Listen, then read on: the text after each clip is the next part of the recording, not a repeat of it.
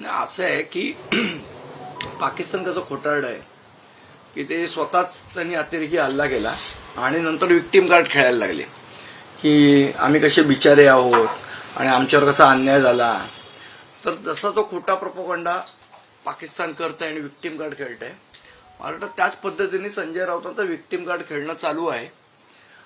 आणि तुमचा काय नरकातला स्वर्ग म्हणायचा आणि बाळासाहेबांपासूनच्या सगळ्या स्टोऱ्या सांगायच्या. मला वाटतं काय स्वातंत्र्य सैनिक म्हणून त्यांनी जेलमध्ये गेले नव्हते ना, आर्थिक घोटाळ्याच्या आरोपाखाली गेलेले होते. स्वतःला स्वातंत्र्य सैनिक म्हणून पोर्ट्रेट करा. तुम्ही काय शहीद भगतसिंग आहात का की तुमच्या जेलवर तुम्ही पुस्तकं लिहिताय ते? आणि लिहायचंच होतं तर तो घोटाळा कसा केला हे लिहिलं असतं तर जास्ती लोकांना कळलं असतं की कशासाठी गेलेलं आतमध्ये ते. त्या घोटाळ्याबद्दल ज्याचा आरोप ठेवून त्यांना ठेवलं त्याचं एक्सप्लेनेशन त्या पुस्तकात नाही. तो जर चुकीचं तुमचं म्हणणं की चुकीच्या आरोपाखाली मला आतमध्ये नेलं तर तो चुकीचे आरोप कसे होते त्याच्या संदर्भातलं एक्सप्लेनेशन असायला हवं होतं ना पुस्तकात. मग ते एक्सप्लेनेशन का नाही? मला असं वाटतं ही विक्टीम कार्ड खेळायची सवय ही उबाटा पक्षाला आहे आणि तीच परंपरा संजय राऊत पुढे नेत आहेत. असं म्हटलं जाते की त्यामध्ये नरेंद्र मोदी आणि अमित शहा हे टीकेचे धनी ठरणार आहेत किंवा त्या अनुषंगाने त्या अहो मला सांगा, तुम्ही आरोपाखाली कुठल्या गेलेला? आर्थिक घोटाळ्याच्या आरोपाखाली गेलेला. तर त्याच्या संदर्भातलं एक्सप्लेनेशन तुम्ही त्या पुस्तकात का नाही लिहिलं? की समजा तुम्हाला असं वाटतंय की माझ्यावर खोटे आरोप झाले आणि मला जाणीवपूर्वक जेल, मग त्याच्याबद्दल लिहायला नको का त्या पुस्तकात? नाही, त्या गोष्टी ते बाळासाहेबांच्या वेळात बाळासाहेब पण नाही सांगायला खरं का खोटं ते, आणि तुम्ही त्यांच्याबद्दल लिहिताय. मला असं वाटतं हे म्हणजे काय आता स्वर्गात बसून स्वप्न बघितली की नाही मला माहित नाही. त्यांनी पत्राचार आर्थिक गैरव्यवहार प्रकरण झाकण्याचा प्रयत्न आहे एकंदरीत त्या पुस्तकात. मला असं वाटतं त्याच्याबद्दलचं एक्सप्लेनेशन यायला पाहिजे होतं पुस्तकात. ते का नाहीये?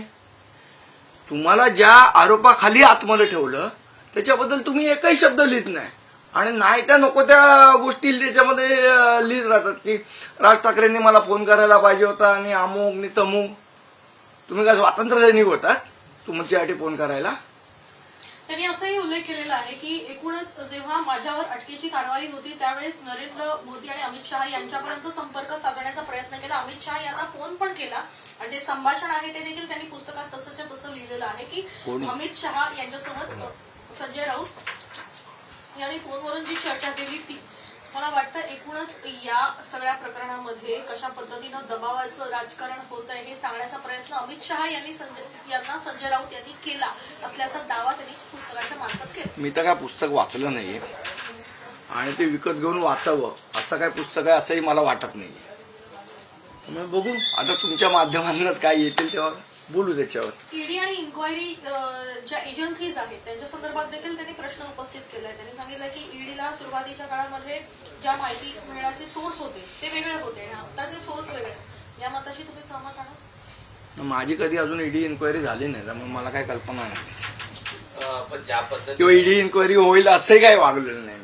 ज्या पद्धतीने तो संजय राऊत प्रोपगंडा करतायत की ईडी आणि या गोष्टींचा चुकीचा वापर केला.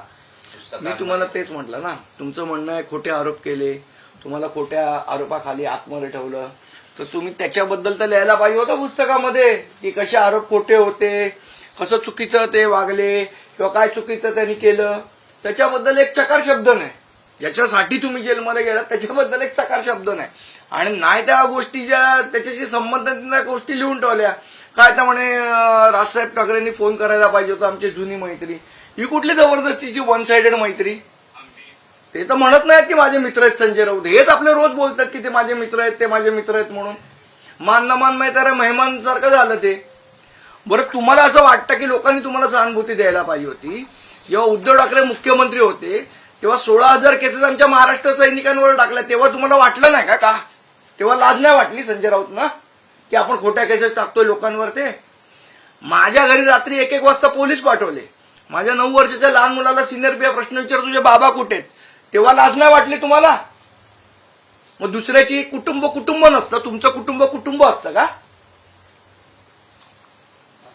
संदीपजी, आज प्रतिसभागृहाची दुसरी इनिंग आहे एकंदरीत किंवा दुसरं प्रतिसभागृह भरतंय, काय पाहणं?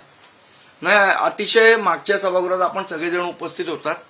अतिशय उत्कृष्ट असा प्रतिसाद आम्हाला मिळाला त्या सभागृहामध्ये आणि लोकांनी त्यांचं म्हणणं अत्यंत पोटतिडकीने तिथे मांडलं. भले राजकीय पक्ष आले नाहीत पण तरी लोक सहभागी झाले, हे आमच्या दृष्टीने सर्वात जास्ती महत्वाचं होतं. शेवट राजकारण विरहित आपण काम करूया म्हणतो, पण कसं राजकारण करतात ते लोकांनी दाखवलं. ठीक आहे, माझं काय म्हणणं नाही, लोकशाहीमध्ये प्रत्येकाला अधिकार आहे. पण यावेळेलाही आजचं जे सभागृह आहे त्याच्यामध्ये 2 महत्वाचे विषय आम्ही घेतलेत. एक आहे पाणी आणि एक आहे फेरीवाला धोरण. या 2 महत्वाच्या विषयांवर आजच्या सभागृहामध्ये चर्चा होईल आणि मला सांगायला अत्यंत आनंद वाटतो की यावेळचं महापौर पद हे अतिशय ज्येष्ठ पत्रकार तुळशीदास भोईटे यांच्या महापौरच्या अध्यक्षतेखाली आजचं हे सभागृह पार पडणार आहे. पण या सभागृहासाठी तुम्ही कोणाला इन्व्हाइट केलंय का? कारण पहिल्या आम्ही केलेलं, सभागृहाच्या पहिल्या सभागृहाला केलेलं, त्याच्यानंतर त्यांचा काय प्रतिसाद बघता परत त्यांना इन्व्हाइट करावं असं आम्हाला वाटलं नाही. संदीपजी, मागच्या काही घटनांमध्ये विशेषतः पण मला एक आवर्जून नमूद करावंसं वाटतं की रईस शेख यांनी असमर्थता दर्शवलेली, त्यांनी मला पत्र लिहिलं आणि त्यांनी मला सांगितलं की मला जमत नाहीये पण माझ्या शुभेच्छा आहेत, हे मला आवर्जून इथे नमूद करावंसं वाटतं. संदीपजी, मागच्या काही घटनांमध्ये विशेषतः शिवसेनेचे नेते तुम्हाला भेटायला येतात, राज ठाकरेंना भेटायला येतात. पडद्यामागे काही घडतंय का आगामी स्थानिक स्वराज्य संस्थांच्या निवडणुकीच्या पार्श्वभूमीवर? मला वाटतं पडदा उघडल्यावर कळेल पडद्यामागे काय आहे की नाही ते. पण संजय राऊतच म्हणतात की पत्रकारांना जे वाटतं तसं काही नाहीये, नेते मंडळी बाईट देतात तसं काही नाही, तर पडद्यामागे वेगळी पटकथा लिहिली जात आहे. मी तुम्हाला म्हटलं ना, स्वर्गात नरकातल्या स्वर्गात बसून स्वप्न बघायची सवय झाली आहे त्यांना. त्यांना जी स्वप्न बघायची ते बघायला त्यांना पूर्ण अधिकार आहे. त्यांच्या स्वप्नात दोष आणण्याचं काम मला करायचं नाहीये. अगदी पालिका निवडणूक तोंडावर असताना संजय राऊत यांचे पुस्तक येते, तर याचा काही परिणाम निवडणुकीवरती पाहायला मिळेल? कारण की प्रत्येक गोष्ट ही निवडणुकीच्या हो, किती प्रती खपतात त्याच्यावर आहे. निवडणूक अनेकदा जेव्हा महानगरपालिका सामनाचा पण तेवढा खप नाहीये जेवढा तुम्ही दाखवता तेवढा.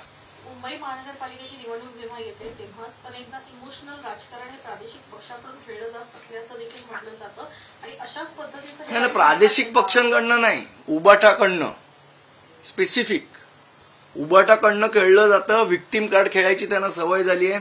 बघा मी कसं गरीब आहे आणि मग माझं कसं मुख्यमंत्रीपद घालवलं, आपण काय शेण खाल्लं हे लोकांना सांगत नाहीत ते. संदीपजी, नरकातला स्वर्ग आज येतोय, याच्यापूर्वी तुम्हाला पण अटक झाली होती, तुम्ही पण तुरुंगात राहिला, काही पुस्तक लिहायचा विचार आणि लिहिणार तर त्याचं शीर्षक काय? संजय राऊतांनी एवढा मी चांगला लेखक नाही, त्यामुळे आत्ता तरी माझा काही विचार नाही. पण मी राहिलेलो जेलमध्ये ते मराठी पार्टीच्या आंदोलनासाठी राहिलेलो. मी राहिलेलो जेलमध्ये ते कॉन्ट्रॅक्टर इंजिनियर नीट काम करत नव्हते, त्यांना खड्ड्यात उभे केलेलं ह्या कारणासाठी राहिलेलो. मला अटक करण्याचा, खोटी केस टाकण्याचा प्रयत्न, मी कुठल्या तरी महिला पोलीस अधिकाऱ्याला धक्का दिला, अशी खोटी केस टाकून मला अडकवण्याचा प्रयत्न केला. त्यावेळेला पण मी अँटिसिपेटरी बेल मला मिळाली कारण माझी बाजू खरी होती म्हणून. त्यामुळे मला वाटत नाही की मला काही सांगायचं आहे.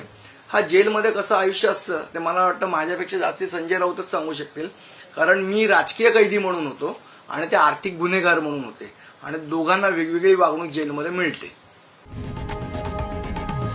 लोकशाही मराठी ऐका, पहा, जागरूक रहा.